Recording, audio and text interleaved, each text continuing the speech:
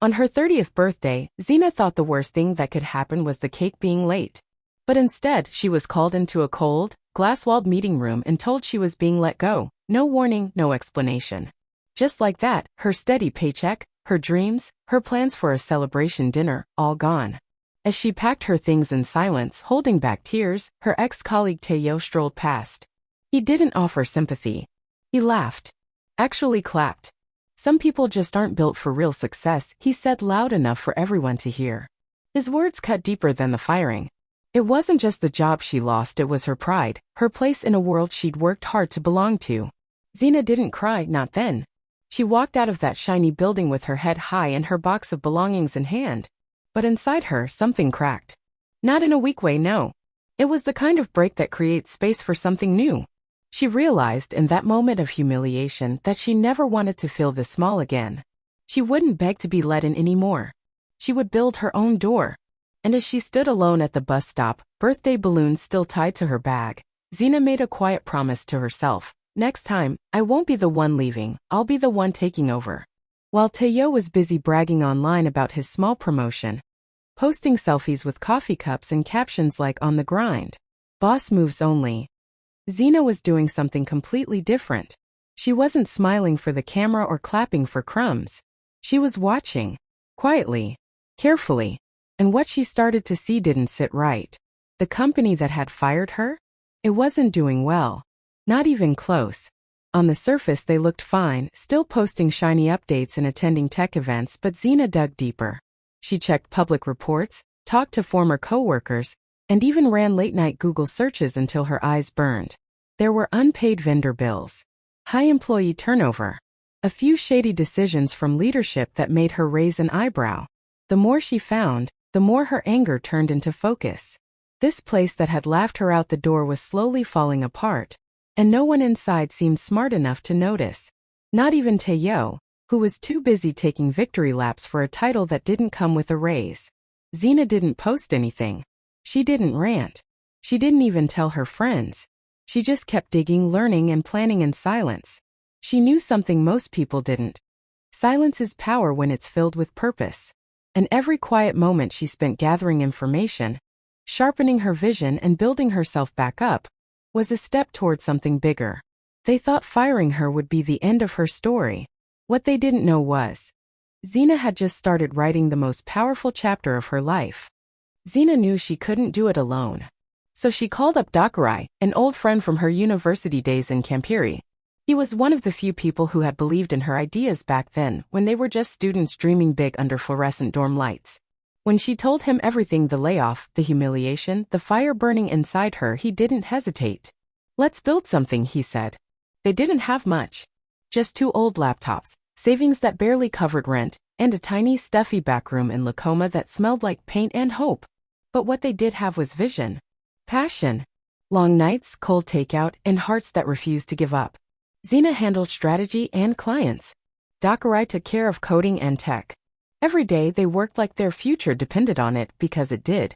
They knocked on doors, sent emails that went unanswered, pitched ideas to companies who told them, maybe later. But eventually one client said yes. Then another. Then another. Word started to spread. There was something about this new consultancy, something fresh, fearless, smart. In just a few months, the company that started in a backroom started showing up in boardrooms. Zina's name was being whispered in places that once ignored her. She wasn't just back, she was building. And this time, no one could take it from her. No boss, no office politics, no fake smiles or small promotions. This was hers.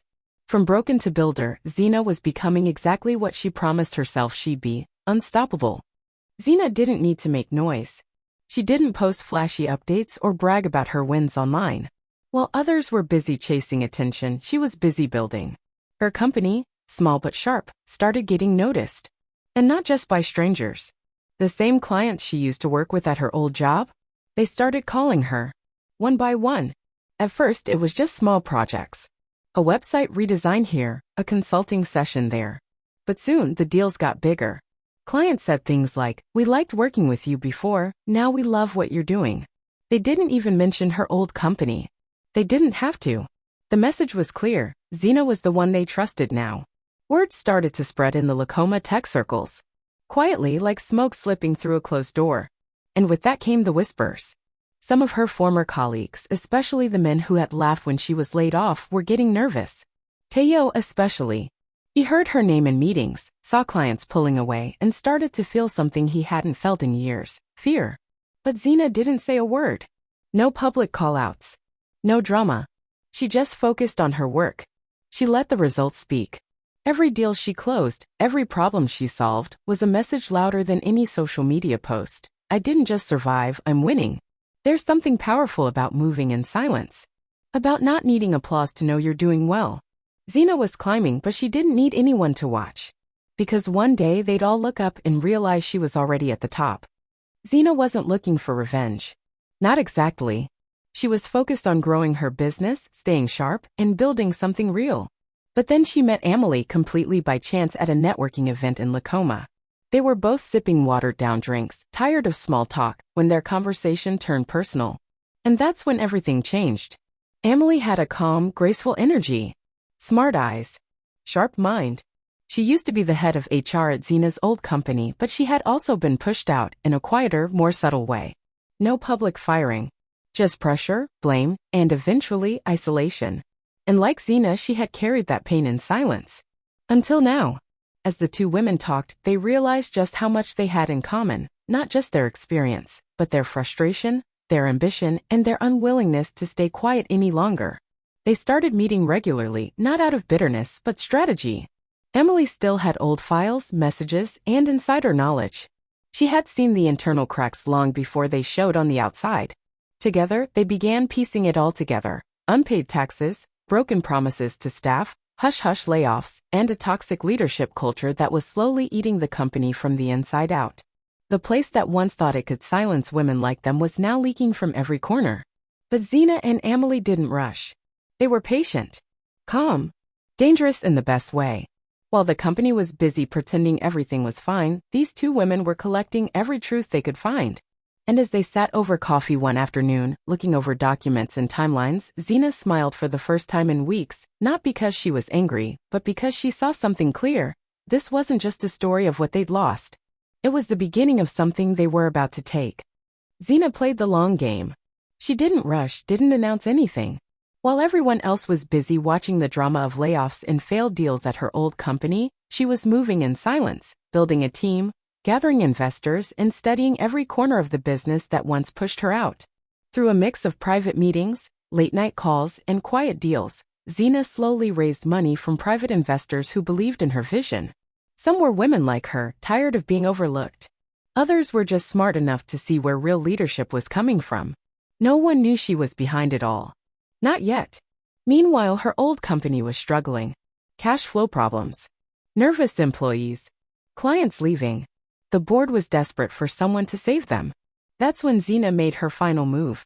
Using the investors' shares and a few last-minute buyouts, she secured a controlling interest in the company. Just like that, she owned the very place that once told her she wasn't built for real success. The next board meeting was called in a rush. People were tense, confused. Teo showed up in his usual overconfident way, still thinking he was untouchable. He didn't even look up when the door opened. But when Zina walked in, dressed in calm power, holding the folder with her ownership papers, he froze. The color drained from his face. She didn't yell. She didn't gloat. She simply took her seat at the head of the table and said, "Shall we begin?" No one spoke. Teo sat there silent, the weight of it all crashing down. He never saw it coming. Zina had walked out of this company broken. Now she had walked back in, not as an employee, not as a guest, but as the owner. And this was just the beginning. Zina didn't waste time. The moment she officially became the new owner, she made a list. At the top of that list? Teo. The same man who clapped when she was fired. The one who mocked her in front of a room full of people and said she wasn't built for success. Well, now she had the power and it was time to use it. She didn't plan a dramatic scene. That wasn't her style. No shouting. No revenge speech. Just calm, quiet strength of the kind that shakes people more than yelling ever could. She called Teo into the same glass-walled meeting room where she had once been humiliated. Funny how life comes full circle. He walked in slowly, confused, nervous. He had seen the shift in the air. He knew something was coming, but he was hoping, praying it wasn't this. Zina sat across from him, a soft smile on her face. No bitterness. No anger. Just power. She slid a file across the table. You're being let go, she said, steady and clear. Teo blinked, trying to process. Wait, what? You can't, She leaned in just slightly. Some people, she said, her voice almost gentle, just aren't built for leadership. The exact words he had once thrown at her now returned like a mirror. He opened his mouth, but nothing came out. No jokes. No laughter. Just silence. Zina stood up, nodded politely, and walked out. There were no cheers. No applause. Just the quiet satisfaction of justice delivered with grace. She didn't need him to feel small. He did that to himself. Zina had been fired once. Now she was the one holding the pen. And that moment? It wasn't revenge. It was release. While the boardroom was still buzzing with shock over Zina's takeover, she made another move, one that no one saw coming. She stood at the head of the long table, calm and in control, and said, I'd like to introduce our new vice president. Heads turned. Whispers started. And then Amahle walked in. She looked powerful. Polished. The kind of woman who didn't need to raise her voice to be taken seriously. A few board members gasped. Some smiled. But one face went completely pale, Teo's. He couldn't believe what he was seeing. The same woman he had once dated, the one he dumped coldly, telling her she was too emotional, not supportive enough, too focused on her own career, was now the second most powerful person in the company. And Zina's right hand. Amahle didn't look at him for long. Just a quick, polite nod before she turned her attention to the board. She wasn't here for drama. She was here to lead. She had the experience, the skills, the receipts, and now finally the title she'd earned years ago. Zina didn't say much else. She didn't have to. This move spoke for itself. The message was clear. The future of this company wouldn't be built by men who underestimated women. It would be built by those women. The ones who had been silenced, sidelined, and told to stay in the background. As the meeting wrapped up, Teo sat in stunned silence. The two women he once underestimated now ran the company he thought he'd control forever. Zina's takeover was big. But appointing Amahle? That was the real power move. When Zina walked back into the company, not as an employee but as the owner, people didn't know what to expect. Some remembered her as that quiet girl from the strategy team. Others had barely noticed her at all. A few had even laughed behind her back when she got fired.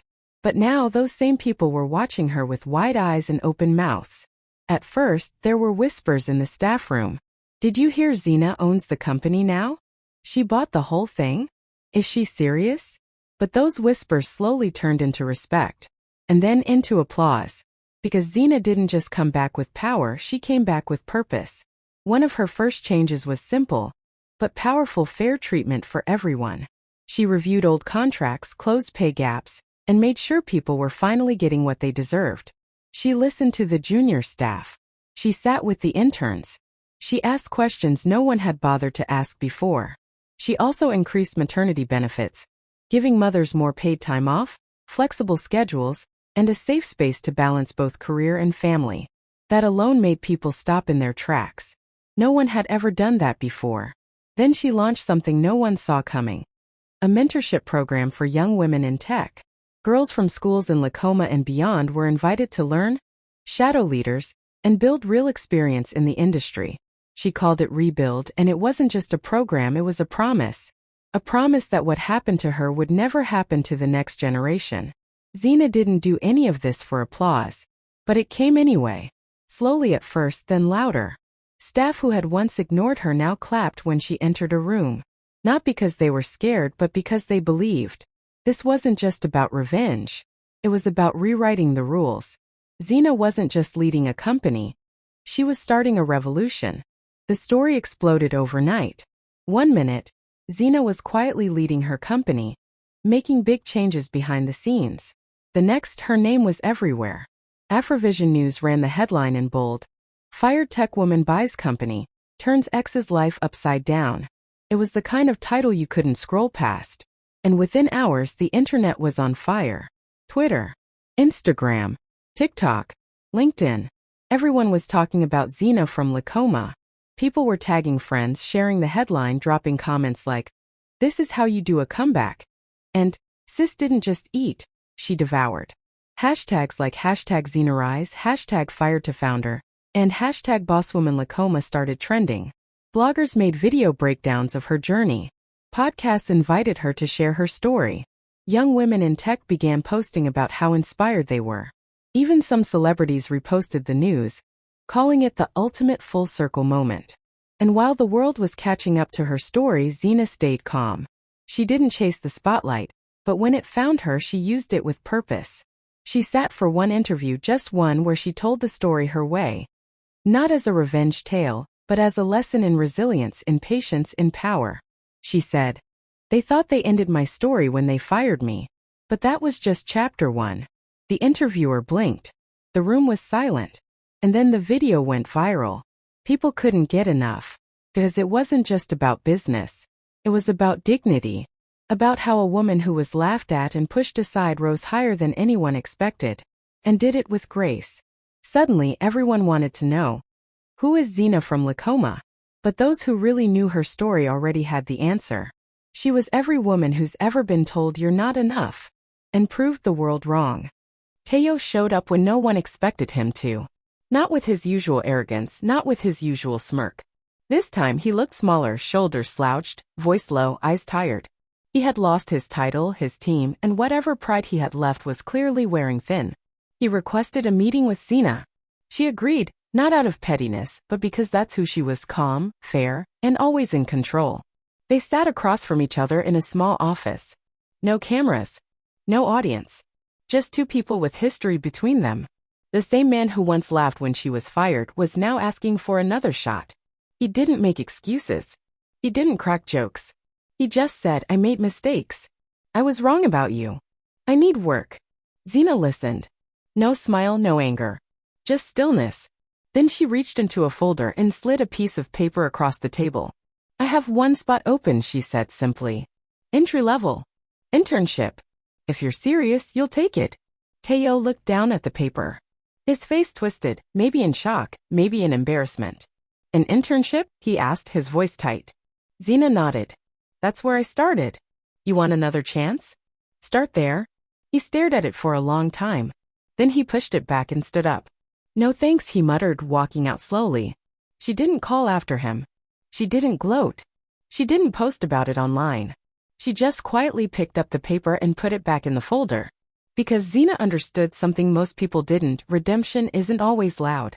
Sometimes it shows up in the form of a second chance, humbling and honest. And sometimes pride makes people walk away from the very lifeline they asked for. But Zina? She didn't blink. She had already moved on. Zina could have stopped at the victory. She had taken back her power, rebuilt her name, and even bought the very company that once humiliated her. But deep down, she knew her story wasn't just about one woman's comeback. It had to be bigger than that. So she launched something that came straight from her heart: the Women Rebuilt Fund. It was designed for women just like her. Women who had been fired, pushed aside, laid off without warning. Especially mothers who had been told that their family life made them less committed. Zina remembered that feeling too well: the shock, the shame, the silent anger of being told you're not enough. She didn't want anyone else to feel that kind of helplessness ever again. Through the fund, she provided startup money, mentorship, and free business training to women who wanted to build their own ventures. No long forms. No complicated approval processes. Just real support from someone who understood. Zina personally visited shelters, community centers, and women's groups. She sat with them, listened to them. She shared her own story. Not the boardroom version, but the raw truth. The nights she cried alone. The mornings she almost gave up. The doubt. The rage. The loneliness. And she always ended with, "You're not broken. You're rebuilding. And that makes you powerful." Soon the Women Rebuilt Fund became a movement. Women were launching businesses, opening shops, starting tech startups, running nonprofits, all with Zina's help. Not because she wanted to be worshipped, but because she believed in passing the power on. This wasn't about revenge anymore. It was about legacy. Zina had turned her pain into purpose. She didn't just win. She made sure others could win too. And that's when people stopped calling her the woman who got fired. They started calling her the woman who built an army. The ballroom in Naivasha glittered with lights, Glass clinking, cameras flashing, and the air thick with perfume, pride, and power. It was the annual African Tech Gala where the biggest names in innovation, investment, and entrepreneurship gathered to celebrate each other. But this year, all eyes were on one woman. Zina. She arrived in a simple but elegant black dress, not dripping in diamonds, not flanked by an entourage, just walking tall with quiet confidence. People whispered as she passed. CEOs nodded. Young women beamed. Everyone knew her name now. When it came time to announce the biggest award of the night, Entrepreneur of the Year, the host didn't even try to build suspense. You already know who this is going to, he smiled. She changed the game, rewrote the rules, and built something no one could ignore. The room erupted as Zina's name was called. She stepped onto the stage, took the award with both hands, and stood in front of the mic. She looked out over the crowd. She saw old bosses, past doubters, investors who once ignored her emails, and also rows of young women who now saw her as proof that anything was possible. She didn't speak for long. Just long enough. I remember the day I lost my job, she began, her voice clear and calm. Some people laughed. Others looked away. But that day, I gained something much more valuable than a paycheck. I gained purpose. The room went still. I wasn't meant to stay small. And neither are any of you, she continued, her eyes locking with a young girl in the front row. So if someone tells you you're not ready, too quiet, too soft, or too emotional, let them. Then go build something so big they'll have to say your name. Applause thundered. Some stood. Some cried. That night, Zina didn't just win an award. She won hearts. She won respect. And she cemented her place in history not just as a businesswoman but as a builder of legacies. The gala was meant to celebrate her. Months had passed since the gala. Zina was busier than ever, her company thriving, the Women Rebuilt Fund expanding across the continent, and her calendar filled with mentorship sessions, investor meetings, and keynote speeches. Her life was full now. Purposeful. Powerful. Peaceful. Then one quiet Tuesday morning, something unexpected showed up in her inbox. It was an email. From Teo. The subject line was simple, help. For a moment she just stared at it. Then curiosity won. She clicked it open. The message was long, longer than anything he'd ever said to her in the past. It wasn't angry or defensive. It was raw. He said he had lost everything. Bad investments. Burned bridges. No one wanted to hire him. He was behind on rent, facing eviction, and didn't know where else to turn. I know I don't deserve your help, he wrote, but I don't have anyone else to ask. Zina read it once. Then again. And something strange happened. She didn't feel satisfaction. She didn't feel pity either. She just felt nothing. No anger.